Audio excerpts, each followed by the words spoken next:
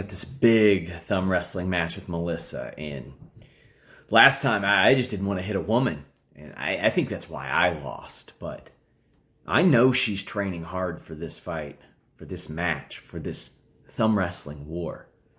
I have to accomplish my dream. I will do anything to be Fightful champion. Because I know she's using Jimmy Van's money to train as hard as she possibly can. So I need an edge up. I need some help. I need a montage.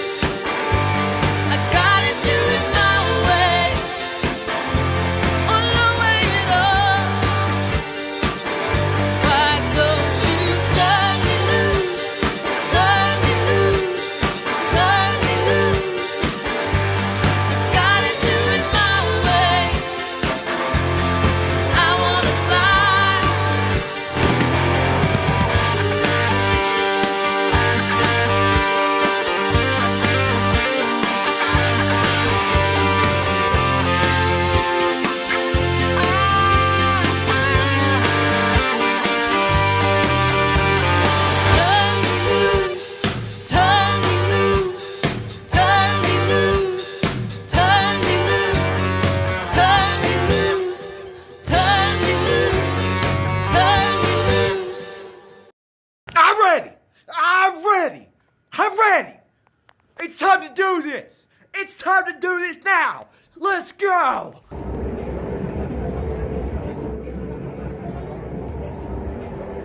ready. I'm ready. Get out of there. I'm ready. This is my moment. This is my moment. Okay. This is for the Fightful Championship. Ready? Wouldn't look at me either. Set. Fight! 1, 2, 3, fuck! Oh! Melisa! Woo! This is Come so on! crazy! It's The List and your boy with Jimmy Van and Sean Ross Sapp. With Jimmy and Sean, sell pills for your dong. Make a fantastic song. Make a fantastic song.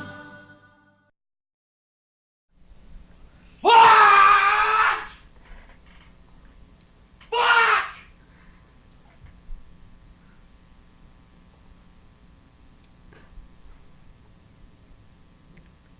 Hey, Jimmy. A for effort, Sean Ross Sapp. A for effort, buddy. What are you talking about? You know what? First, I want to give you credit for the... Fuck! I want to give you credit for the epic training that you put in for that matchup.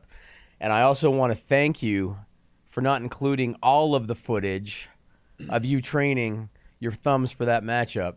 So, good effort, Sean. Melisa remains the Fightful champion, but... What do you mean all the footage? You mean the footage of me beating off? Possibly. Is that what you mean, Jimmy? Possibly, possibly. Yeah. What's up, you guys? It's the List and you boy. It's September 18th. This is number 139. What's on your list, Jimmy? The show is also brought to you by Alex Anderson, who we thank greatly for his $1,000 Fightful Select tier pledge. I am ecstatic about it. I am over the moon. I could not be more thankful. Remember I told you don't mention the price, just mention the name of the tier.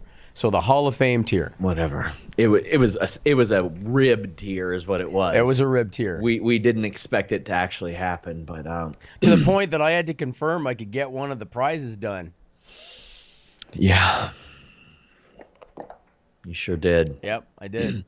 It's okay. It's good. It's good. I'm over it, guys. I'm over it. It's It's fine. Listen, you boy, what's up? You're over pneumonia, Jimmy. I am not. Pneumonia takes a while to get over, Sean.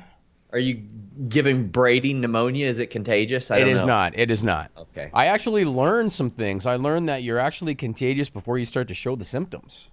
And then not anymore? And then not anymore. Okay. That's what my doctor told me. But I am still, I'm probably going to be another 1 or 2 weeks, not 100%. So I apologize to the viewers because I don't have a mute button. I asked Brady, is there a mute button on this? I will cough during this broadcast, and there's no button, so I'm going to have to just, like, turn my head. But tell you what, next time I see Melissa, I'm going to press that mute button on her jaw. Well, she's already talking that shit on Twitter, and I don't appreciate it. You're a solid 0-2, my friend. Solid 0-2. But, better luck next time. So Melissa remains the Fightful champion. From what I understand, though, as a consolation prize, she's going to buy me a Nintendo Switch. So ain't nothing wrong with silver, as Cal Naughton Jr. once said. And thank you for the super chats. By the way, guys, if you donate a super chat, any amount, it helps us monetize this show that is going to get demonetized from my montage, and which probably was my undoing. I think I overtrained Jimmy. You ever seen Over the Top? Yeah. Bull Hurley said second sucks. Well, that's funny. Who the hell did he ever beat?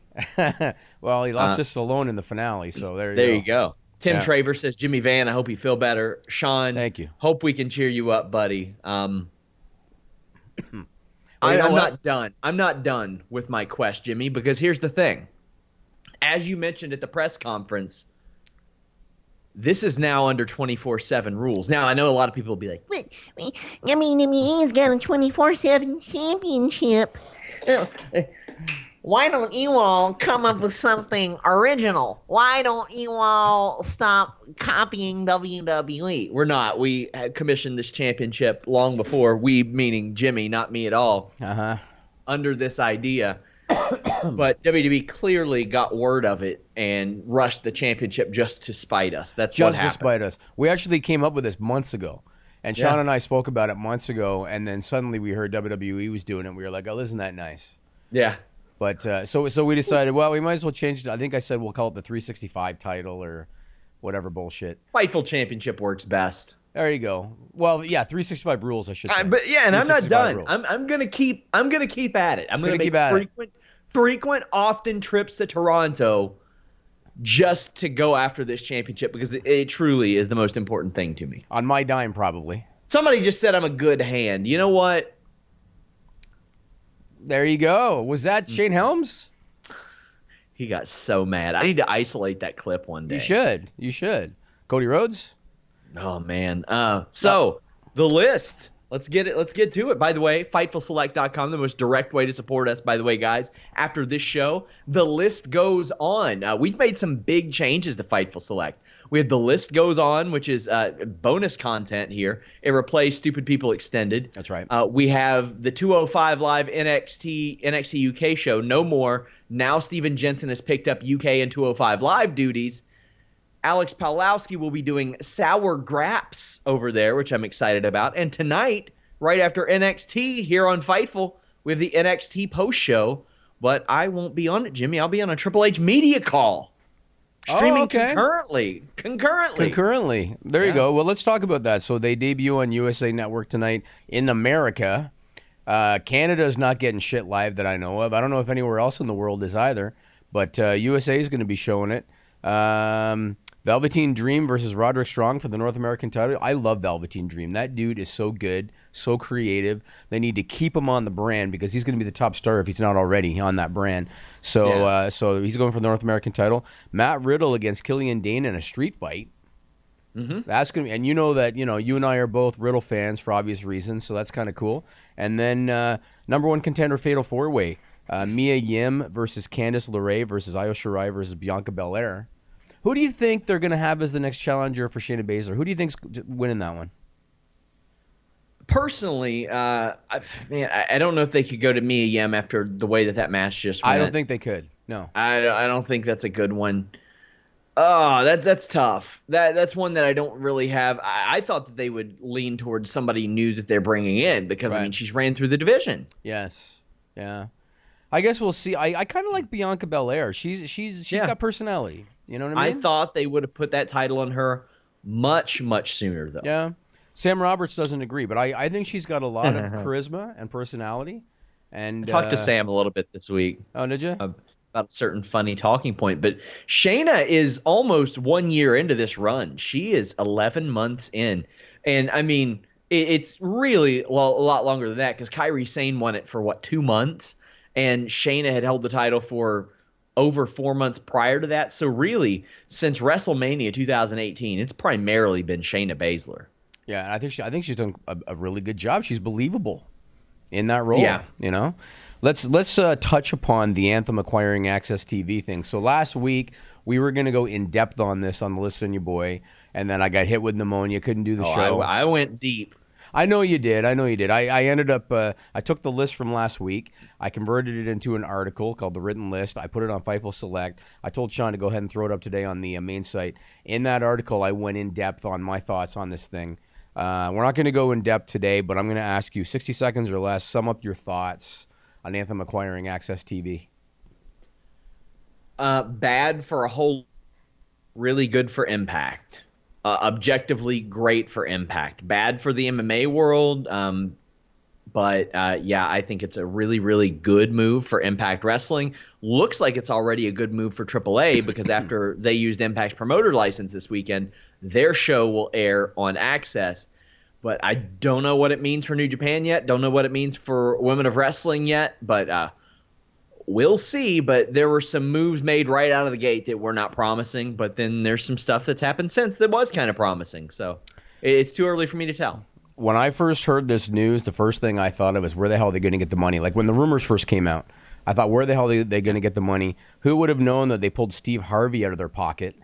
God. And got money out of him. But the other thing, too, because they haven't gone in depth about this, anybody that knows Leonard Asper, so Leonard Asper is the founder of Anthem Sports. He, prior to starting Anthem Sports, took over his dad's media empire called Can West here in Canada. It was a multi-million dollar, if not billion-dollar media empire that his dad built from the ground up. Leonard Asper killed it. He bankrupted it. And he did that by making deals such as in 1999, Sean, he spent over $4 billion buying newspaper companies in 1999. Oh. And writing was already on the wall. Yes, and he got the money to do that by way of loans, and he killed Can West because of the debt from those loans. And so my assumption, and you shouldn't assume, my assumption is that aside from Steve Harvey, they got the money for this AXS purchase by way of loans. And so they're probably in debt on this thing again. And you kind of look at it like, Mark Cuban, maybe he's ahead of the curve. He sees where cable television is going and decided maybe this is a smart time. I can maximize my investment here. Maybe this is a smart time to pull back. Let's go to Leonard Asper. I was joking with Sean off the air. If anybody was about to invest in a fax machine manufacturer, it'd be Leonard Asper in 2019. We'll see where it goes. It is good for Impact Television, but people have to remember, because Impact owns it, there's no right fees in this. So it's not like it's not like they're suddenly going to spike their budget. I don't think their budget's going to change. Yeah. But they do now have a U.S. footprint, which they didn't really have before because Pursuit was useless. Twitch was doing 4,000 views a week. So they do have a U.S. footprint. Not even 4,000. It was like 3 last week live. And I mean, there were a lot of misconceptions based on the video that I put out because I included the Killer Cross stuff. That's a different conversation for a different day. But there were a lot of people that were like, oh, you really think they just did this to get Impact on TV? No, I don't think they just did that to get Impact on TV. But Impact is on Pursuit without this deal. Yes. And if Anthem doesn't own Impact, I don't know what the hell Impact's on, because they're not on Pursuit either. So you're right. What the hell are they on? I don't know. We'll see. YouTube, yeah. But we saw what happened when Anthem came in and bought Fight Network. I'll put it like this, Jimmy. John Pollock and Wei Ting have profited more than Impact Wrestling since they got fired by the Fight Network. Yeah, Impact Wrestling hasn't turned a profit at all. And meanwhile, Post Wrestling is thriving. They're doing very well. They fired 2 very talented people that clearly could have helped them. They don't have that Law platform anymore that was a good one that you need for your wrestlers who need exposure. They got rid of Robin Black, who, as we know, is very, very good. They got rid of a lot of other people. And then right out of the gate, they got rid of a couple of key names, a couple of key people like Adam Swift, who helped get Ring of Honor on TV, helped get New Japan on TV, and helped get Women of Wrestling on TV. Now, there are Impact stands that are like, well, they're on. They got access. What the hell do they need somebody that can get them on TV for? You think that's the guy's only skill set? Like, that ain't the only thing that he did there in 12 years.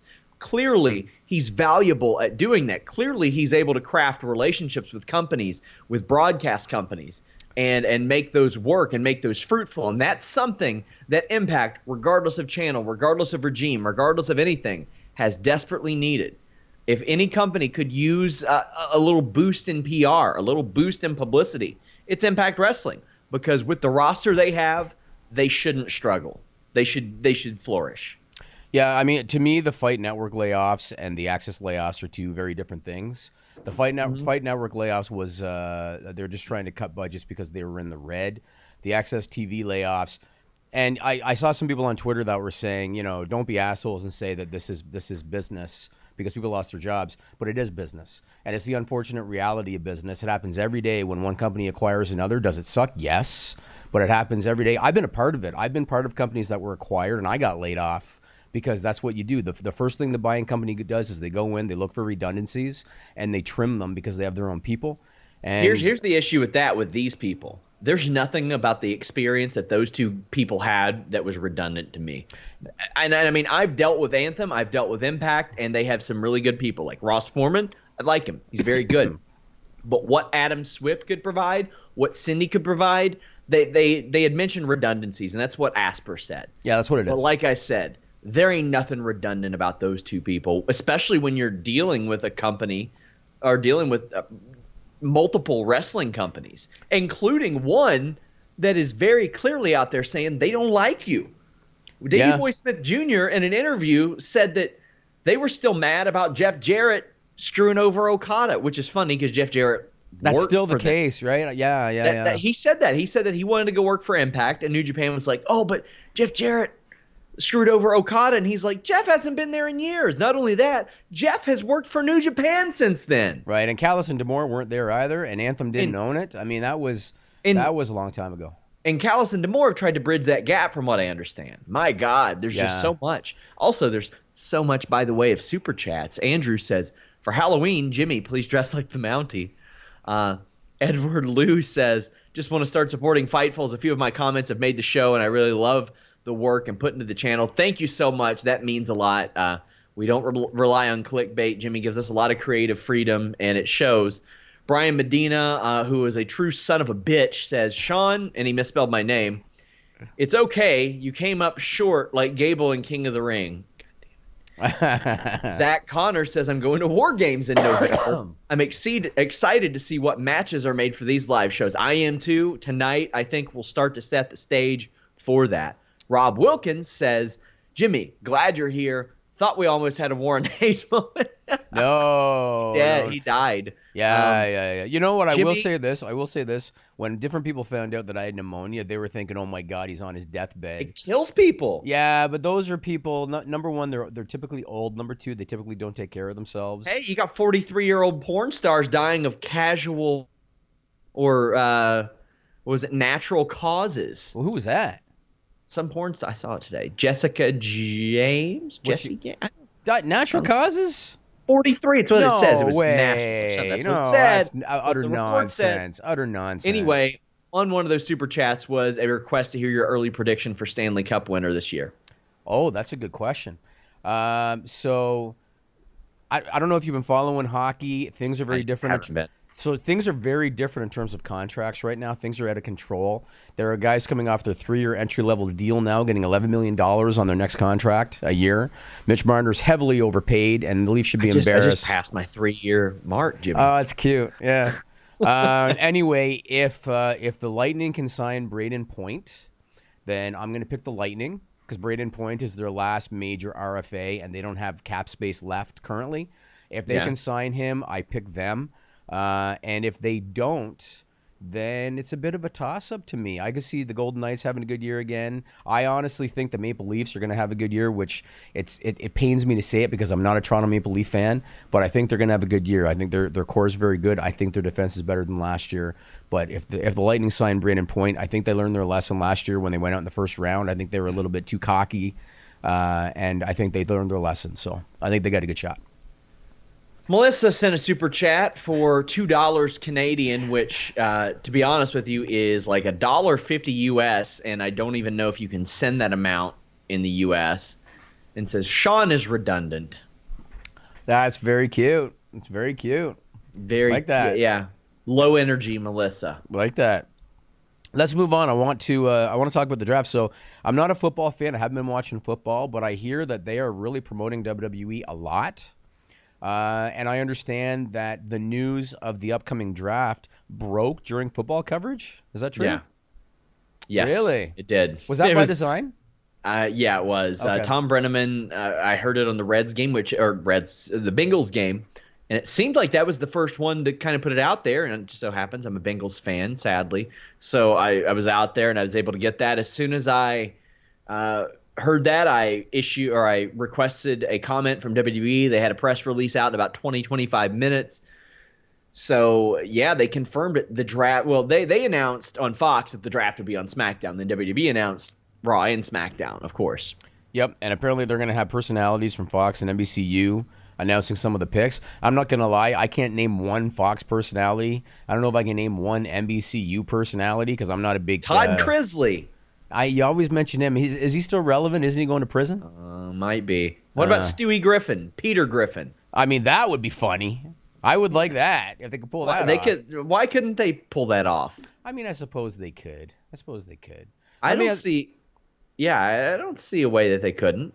Let me ask you this question. So, we're not going to do a big mock draft here, but your number one pick for SmackDown, your number one pick for Raw. Number one pick. Well, it depends on who gets the first overall pick. First overall pick, SmackDown probably because they're going first. Okay. I think should be a woman, 100%. Because here's the thing, they're hoping to capture lapsed fans. Obviously, I think a really, really good way to indicate to lapsed fans that hey, things are a little bit different than the last time you probably watched is to establish that maybe the most important person is a woman.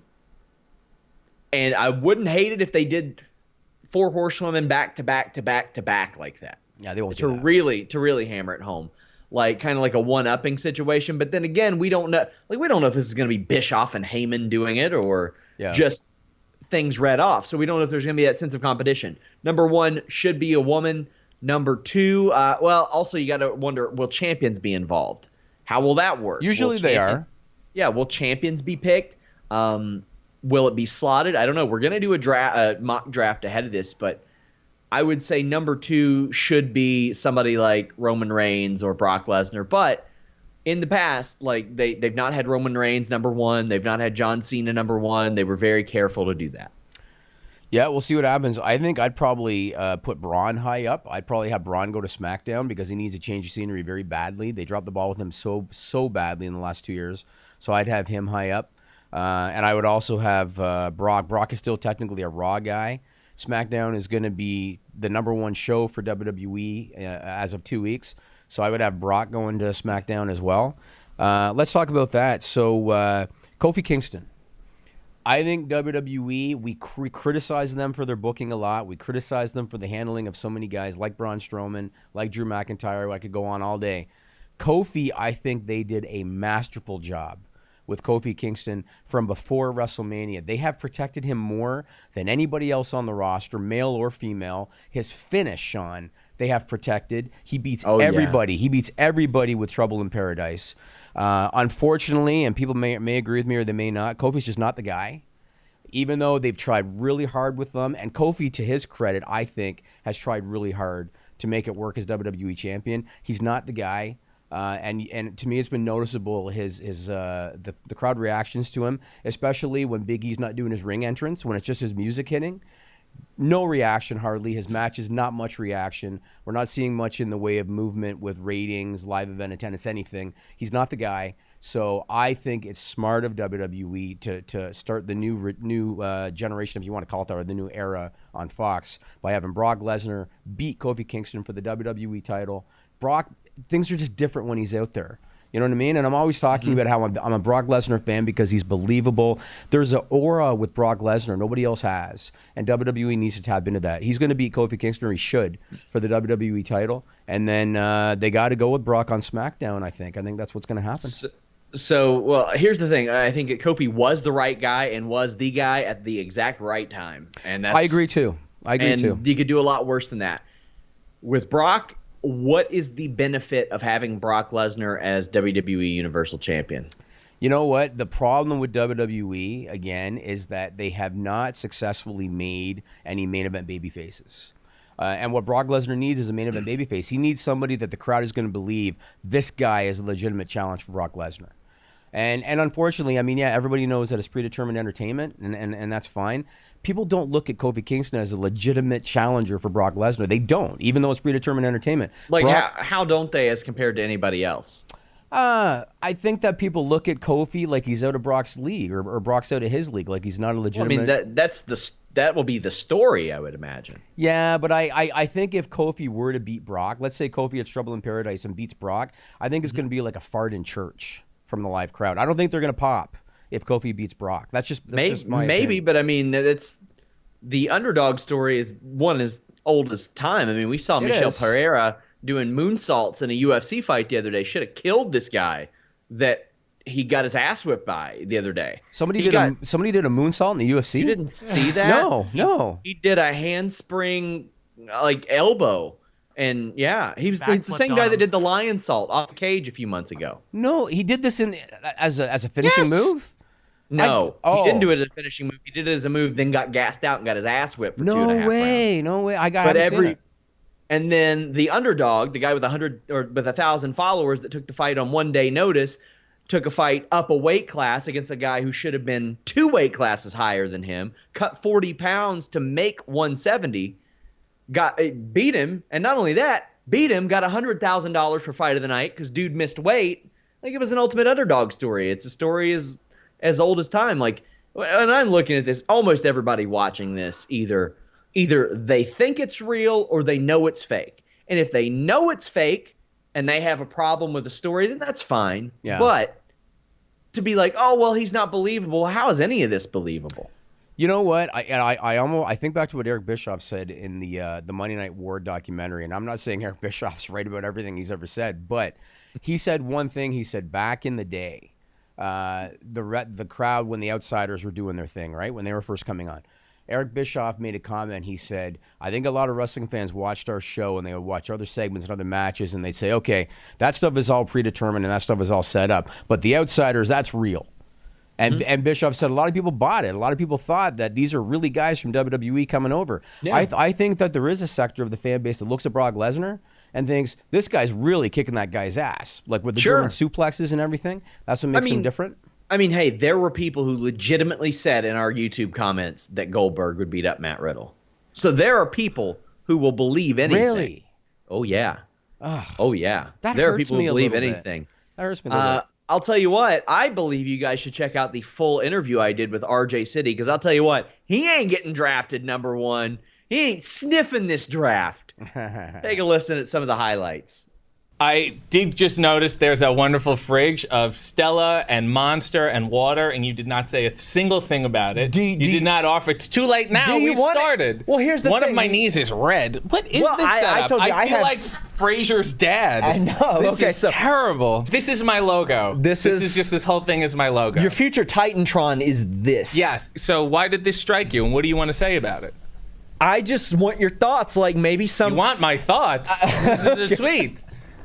Okay, so I just want to say we've got an honest to God world champion like sitting, just like what the fuck am I doing here? The wonderful Greg Gagne is with us. Greg Gagne. Is this like a thing that you picked up from show business? Because you don't hear all this ass eating talk in pro wrestling. I first heard at a poker table. Ed Asner told me. Oh, okay. Yeah. So I said if it's good enough for Ed's ass, it's good enough for mine. Good enough for yours. Yeah, if it's good enough for a Lou Grant rim job. I call them Lou Grants now. Uh-huh. Give me a Lou Grant. And they say, you got spunk. I'm going to pretend that I know who some of those people are. Is there anyone over the age of 62 that could perhaps interview me? It would be a lot better. So we will talk. Hey, do you want a Stella or a Monster or anything? Do you? Do you?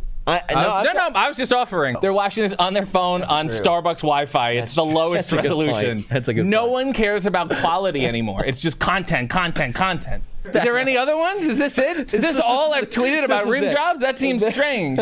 I have 2 things, non-wrestling things in development right now. What's that? I'm not telling you because they're in development. You gotta scale back. And I've said no. Yeah, okay. Because whatever, some of them are not very good. Not very good for me. Yeah. For someone else, they may be great. Probably, I'll say it. If any companies are interested, probably a bad idea to sign me. Do you think that Mick Foley has ever gotten a rim job? Do you want a Stella? Do you? No, I'm good to sit here. I'm fine. I'm getting you. No, I'm going to get bloated, and then people are going to confuse me with Rhino when we get to the match. We're in a digital age. Nobody's sitting there with a pen and paper. You just told me to make a list. Come on. You're stressed? I am. And you need to calm down.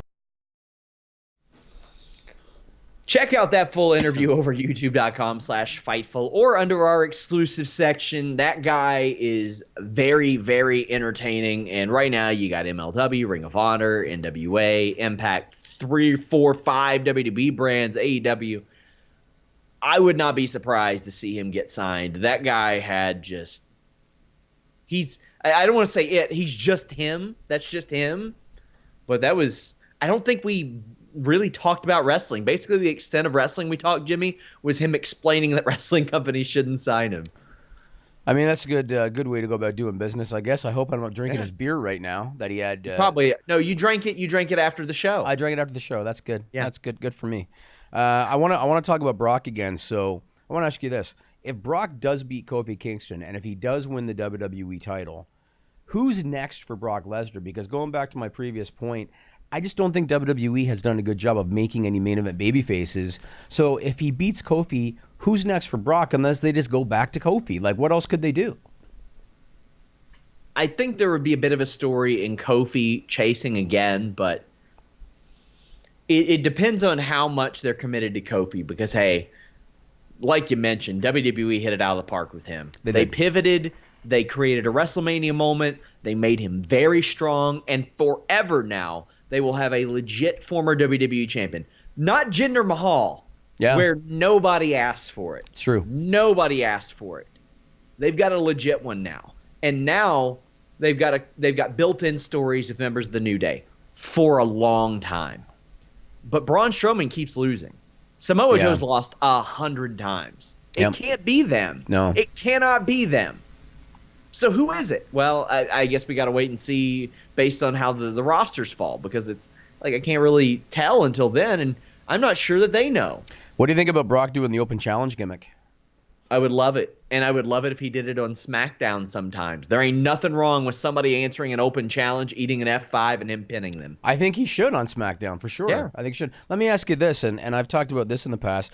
What do you think about them rehabilitating Bobby Lashley, putting him on the SmackDown brand, focusing more on his MMA background, and then you've got a natural matchup with him and Brock? Like, do you think that's something they would even consider doing? I would go as far as to have him take a Bellator fight against an absolute can, like in January before the Royal Rumble or something. Have them crush him, nudge Bellator and say, hey, let us use this footage. We'll let you use Bobby Lashley type of thing. Just let him crush a can and say, Brock Lesnar, you're next in the cage. Right. In the cage. Then have him go. Maybe he wins the Royal Rumble or whatever, and you lead to that. You can rehabilitate Bobby Lashley. I think so too. And I think that visual, and not just the visual of them in the ring together, Lashley physically, if anybody on the roster is going to hit Germans or belly-to-bellies on Brock Lesnar, it's Bobby Lashley. Yeah. You know what I mean? And hey, I wouldn't hate seeing Leo Rush back with him either. Because you know what I wouldn't mind seeing? Leo Rush and Paul Heyman talking to each other. You want to see Leo Rush do a live performance of his song in the ring? It's pretty good. It's pretty good. Dude's a good musician. I'll give him credit. He's very good. But I would love to see that. Lashley on his own in Impact cut some really great promos. Yeah. He walked around like he was the baddest dude on that roster because he knew that he was, and he acted like it, and he sold me. I loved that title run. And he looks it, yeah. Yep. Is there any truth to the rumor that Cole and Graves are going to do SmackDown exclusively, and Vic Joseph and is it Dio Madden? Dio Madden, yeah. I've asked and I haven't been told anything. You haven't been told? Yet. Okay. Because I realize again that come October 4th, SmackDown is going to become WWE's primary brand just based on the network and all of that. I get all that. But Vic Joseph and Dio Madden, with all due respect to them, that'd be a massive drop in terms of known talent. I'm not saying they're not talented because they are, but in terms of like known talent, it'd be a big drop off for Raw. Yeah, it would be, and they got Vic some reps in a few weeks ago. Yep, which was good, and I thought that he did well. But I think they need to make big changes based on how the commentary presentation is put out there. It needs to be more human. It has to be more human. And I'd make it a 2-person team. I wouldn't do a 3-person team. And to be fair, Corey Graves makes things way more human. He's got a sense of humor. He has some really great lines. Yes. I put him over heavily on this week's show for saying, why is it that Braun Strowman and Seth Rollins care so much about being tag team champions? Because it means more money. It means more exposure. It means a better quality of life. Damn, I love that. That was good. I also think that he has laid off the nicknames. Yeah. It's not as noticeable to me anymore with him saying the nicknames 1,000 times a night. Now when he does it, it's almost like tongue-in-cheek, like, oh, it's the goddess, because he's obsessed with Alexa Bliss on there. Like, I think that's kind of funny. I dig that. All right, let's talk about AEW. They announced the brackets for the tag team tournament. And they announced the date, so it's going to be Young Bucks Private Party, October 9, and then on the 16th, 2 matches: Lucha Brothers, Jurassic Express, Best Friends, SCU, and then the Dark Order gets a bye. Who do you have winning this thing? And this doesn't even include Los Boricuas. Like, they got a stacked tag division in AEW. Who do you have winning this thing? Whoa. Did you mean to say Los Boricuas? Yeah. Who the hell is Los Boricuas? So I've heard that a potential name for LAX is going to be Los Boricuas. Did you not know that? Like Savio Vega and Miguel Perez? They called them that on All Out. They referred to them as that more than once. Are you shitting me? Did they really? I haven't watched the broadcast. Yes, they did. They referred to them as that more than once, and there's been speculation that they might either call them by their name, so they might call them Santana Ortiz, or they might call them Los Boricuas. There's been speculation about that. I've not seen that or heard that. I need to go back and watch that. Yeah, I would call them even though one of them wasn't a dead president, I would call them the dead presidents. My God, you coming out there with president masks on. Yeah. That's a TV show, Jimmy. I guess. Anyway, who's based on what you're seeing from these brackets, who are you thinking is going to be victorious in this thing? It should not be Dark Order. My God, it should not be Dark Order. That would be a Roman Reigns-esque, not to that level, but push just down the stairs type of thing. Oh my God! Yeah, people are saying they called them Los Boricuas. I can't believe that. Mm-hmm. That's two that and the Proud and Powerful name. I just think those are bad names. Yeah, they called them that. Gosh, I wouldn't be surprised to see Private Party get the win over Young Bucks. Lucha Brothers are beating Luchasaurus and Jungle Boy because Jungle Boy can take that pin. That's easy way out all the time. Mm-hmm. Dark Order had the win. SCU are probably beating Best Friends because I can't imagine they'll run back Best Friends Dark Order. I think so. Dark Order would look really weak if they didn't win at least one match, and I think you want Dark Order in the finals. That way you at least have some people going, please, no, not them. Yeah. But I see it being either Private Party or Lucha Brothers winning this tag tournament. Yeah, I was going to say, I think the winner of Jurassic Express, Lucha Brothers, the winner of that match, I think is going to win the tournament. Mm-hmm. And, I mean, obviously, the Young Bucks winning, man, would I shit on that if they had the Young Bucks win? But at the same time, they've said in the past that Tony Khan is the one that makes the decisions because I think it was even Nick Jackson that said that they wanted to lose one of the matches on one of the shows, and Tony Khan said no. And so if he were to decide the Bucks are winning, then the Bucks are winning. But, I don't think they should. I mean, they're already – the fact Cody has not lost a match yet and is getting a title shot, that's one thing. I don't think anybody needs to see the Bucks win the tag tournament, but I guess we'll see what happens. And I like that Tony Khan does make the final decision. Somebody has to. I agree. Somebody has to. And it can't be a performer. I agree 100%. I mean, it can be, but it shouldn't be. I agree 100%. Bray Wyatt, so we've talked about this before. I'm going to ask you again. Is it a mistake? I think it is, to have him not just getting a Universal title shot, but getting a Universal title shot in a Hell in a Cell match. I feel like they are painting themselves in a corner. And I made this reference before, Ryback, CM Punk. I feel like they're painting themselves in a corner just like they did with Ryback and CM Punk. And in the case of Ryback, it killed his momentum. In the case of Bray Wyatt, you put him in a Hell in a Cell match, he's going to have to sell. Like there's no other option in that kind of a match. He's going to have to sell. And the only way out of it is do some kind of a schmoz where like he, knocks the door down and climbs out or some nonsense. I think it's really tone deaf and short-sighted. What do you think? Man. This is... I got to wait to see how it plays out because I don't want to say, oh, they have painted themselves into the corner. Maybe they have some brilliant idea, but I can't imagine they really do. This man has not shown me that he's got any brilliant ideas. Stuff just kind of happens. Yeah. And so I just can't help but think of Ryback, CM Punk. They had this hot up-and-coming babyface, and they immediately threw him in with the heel champion. In this case, it's reverse. It's a hot and coming heel, although he's a babyface. You know what I mean? And they're throwing him in there with the champion. It's so impatient, and again, in a Hell in a Cell match, man, I think they're really painting themselves in a corner. He's gonna have to bump for Seth Rollins. No one wants to see it. And then the other thing is, if Bray wins the title, I think they risk overexposure because now he's your champion, so you'd have to have him on television more often. So to me, it's kind of a lose-lose situation. I'm okay with him bumping for Rollins, but I think he should no-sell it too.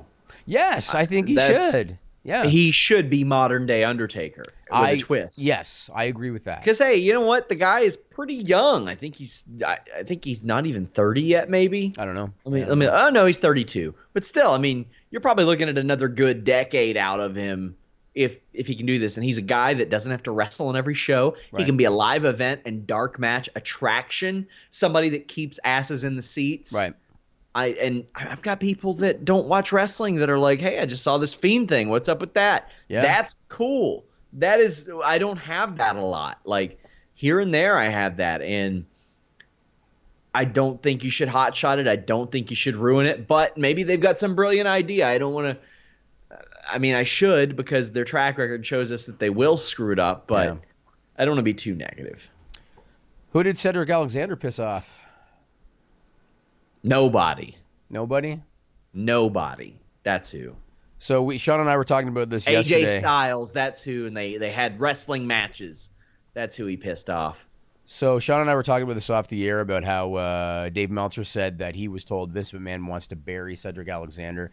And that sounds strange to me because, like, why would Vince tell anybody, I want to bury Cedric Alexander? You know what I mean? Like, I can't see him telling anybody actually saying those words. That's strange to me. At the same time, though, I don't really see how it does Cedric any favors that he got beat down 2 days in a row. Not everybody's going to have favors done for them. No, that's true. But it goes back to the fact, again, that they are just not successful in creating baby faces anymore. You trying to bury me, Jimmy? Oh, I would do much more than this if I was trying to bury you. Well, it's funny. I've lost 2 matches in a row. I didn't book it. Actually, I didn't. The first one, who booked the first one? I guess I booked them both. Yeah, you did. They did. You're burying yourself. I booked, wrote, and directed almost all of them. But Brady's trying to bury me. Brady edited. There you go. Rusev, the Maria thing's a one-off, correct? Please tell me the Maria thing's a one-off. I hope so. It is. It's got to be. It's got to be. Here's the thing that I noticed. She didn't say his name on Raw. Yes, she did. She said, the father is, and then his music hits, and she went, well, there you go. And she is a diabolical person. She is the type of character. I mean, I should say that character. Yeah. She is the type of character that would be like, well, this isn't who I was going to say, but since he's here, why not? What's the end game? Maybe Vic Joseph and Dio Madden. Well, what's the end game with Maria? What's the point? Maybe they're the dad, and that's how they get on Raw. There's 2 of them. Yeah, so? 2 fathers. It's like a litter, like kittens. Can be more than one father. Okay. Science has come a long way, Jimmy. Look, you've almost recovered from pneumonia in a week. You're not dead. Thank you. I noticed that some of the fans chanted Rusev Day. And I again thought to myself, they're missing out on an opportunity. They can still salvage it. Get rid of that music, because that music does not say babyface in any capacity. Get rid of that music. Get Aiden English back out there with them. They can rehabilitate it.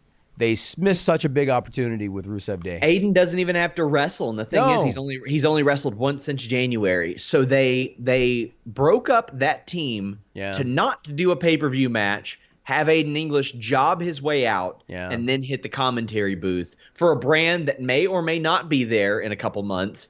Then Rusev was put immediately into a tag team with Nakamura. Yeah, who they had been feuding up until that point. That is such a big drop ball. Yeah, and you just think about the fact when the fans like you is when they respond to you. And the fact that Rusev could go out there and just off the cuff say something like Lana #1 and do that song. And next thing you know, the fans are singing it because they like Rusev. I think they need to try to rehabilitate him and do the Rusev Day thing. I posted on Twitter yesterday that WWE is so all in on Bray Wyatt that now they're selling the puppets in the shop. They're selling the hurt heel gloves on WWE shop. Of course, they're selling the masks. They sold out the Rusev Day calendars when they did the pilot run.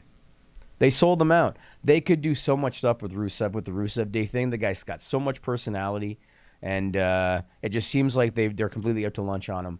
But when I heard some people chanting Rusev Day, I have that little glimmer of hope, Sean, you know?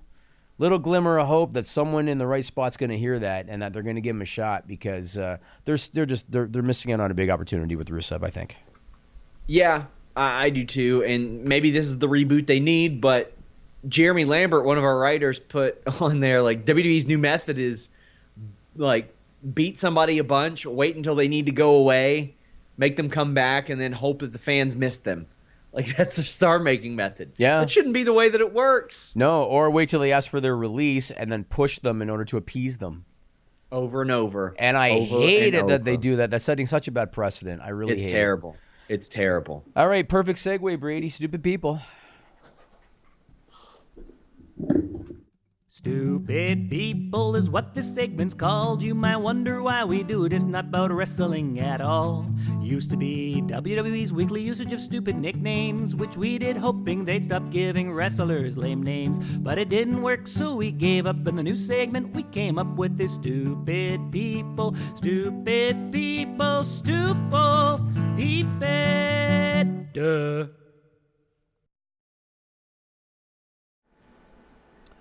Okay, Sean, man, I got some good ones for you. It's a lot easier when I only have to do 3 a week. Yeah. You know, instead of 6. I got 3 good ones for you. This first one, this was reported by Yahoo Canada on September 6th. So there is a Spanish drug manufacturer, Sean, called Pharmaquimica. All right? Okay. They had their license to produce pharmaceutical products temporarily suspended.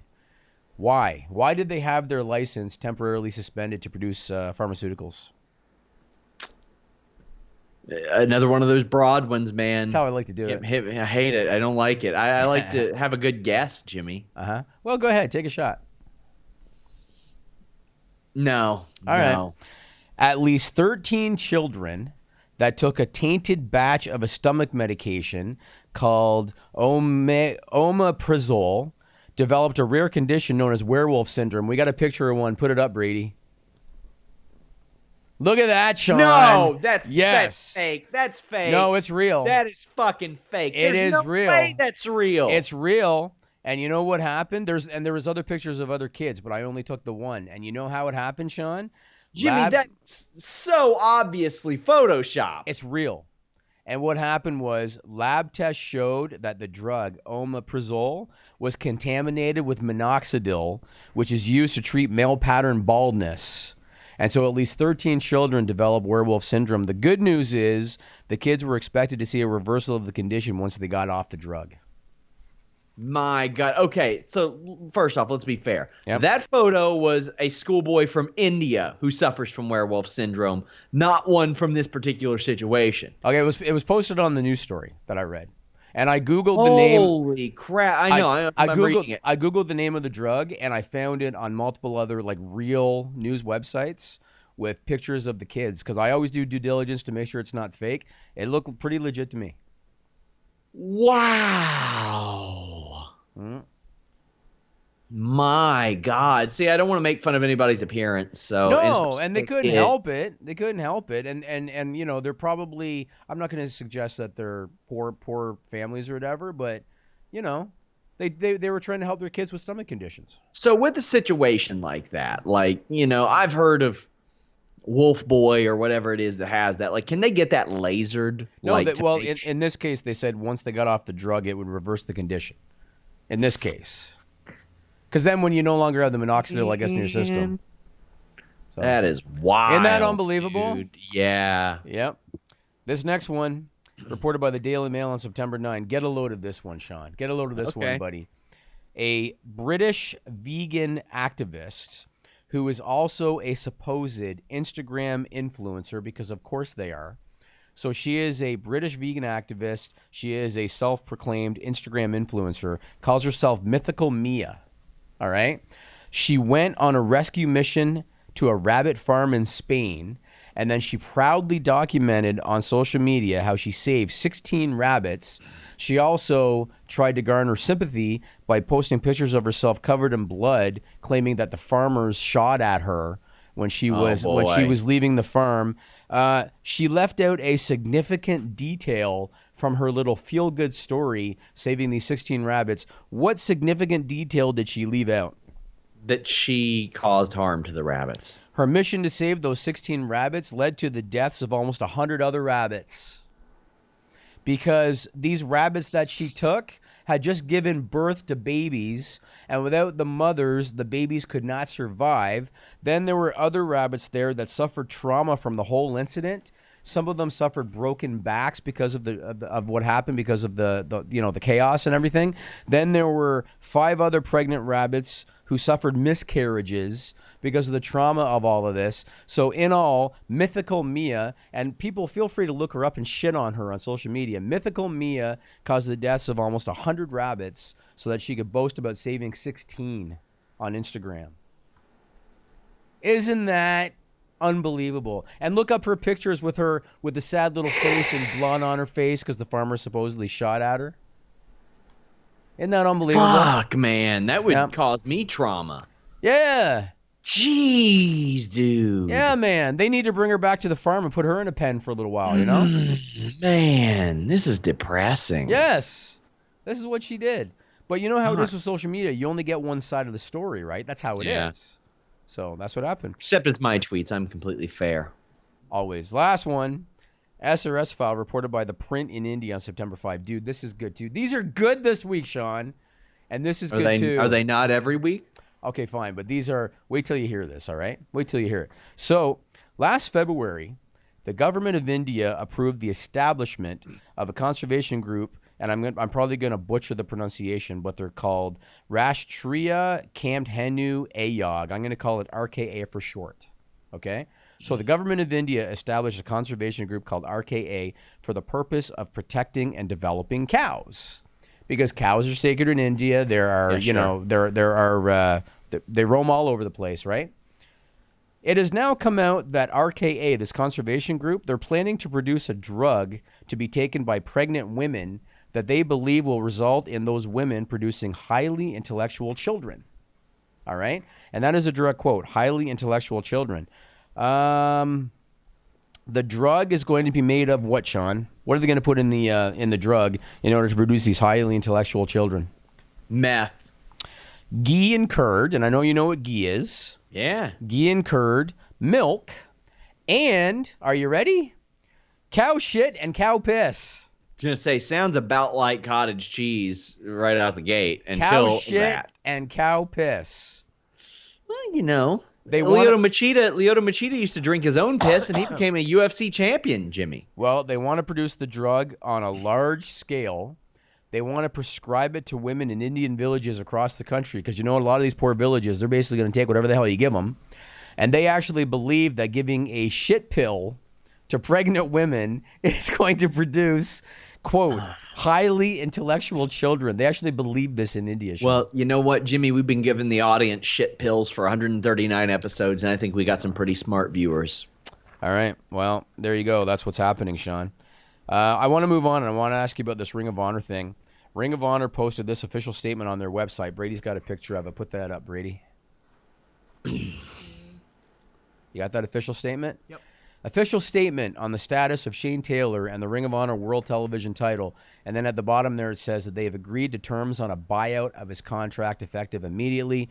Ring of Honor is currently in negotiations with Taylor for him to make his advertised defense of the television title at Death Before Dishonor, September 27.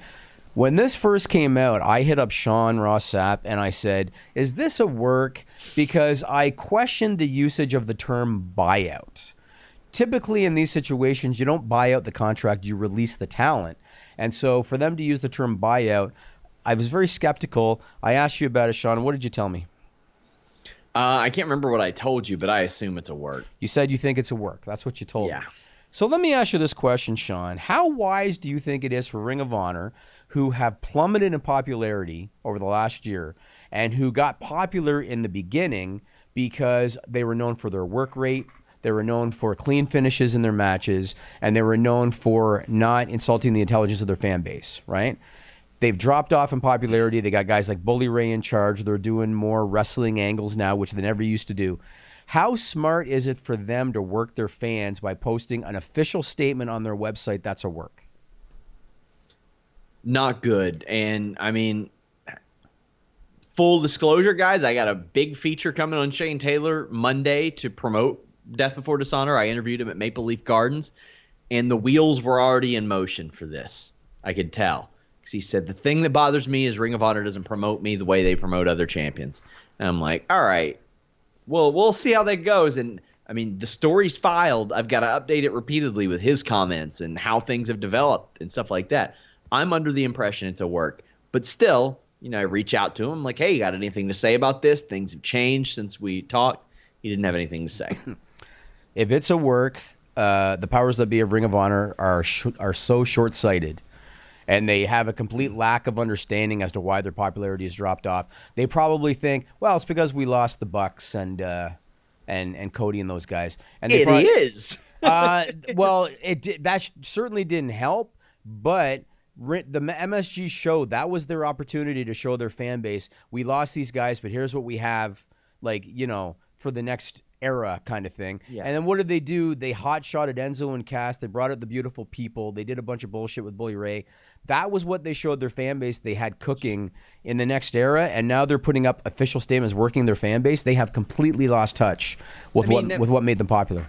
I mean, I'm pretty sure that article was written by not an official statement. That wasn't like sent to me and as a member of the media. I get it, but they put it on their website and said it's an official statement. Sure, but their website, could they not be kayfabe in their own website?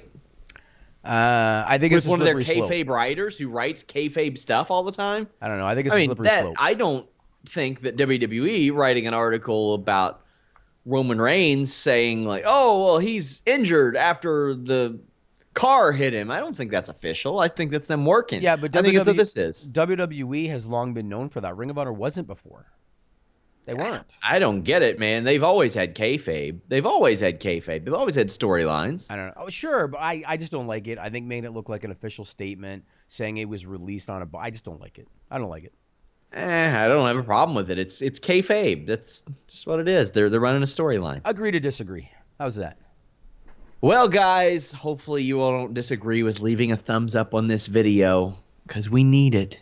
And don't forget, the list goes on FightfulSelect.com. We're going to be talking about Charlotte Flair. We're going to talk about Luke Harper. We're going to talk about MLW, Big Cass, Tommaso Ciampa. More good stuff for you. The list goes on. We're out. Subscribe to Fightful on YouTube for the latest exclusive podcasts, interviews, and news across boxing, MMA, and pro wrestling.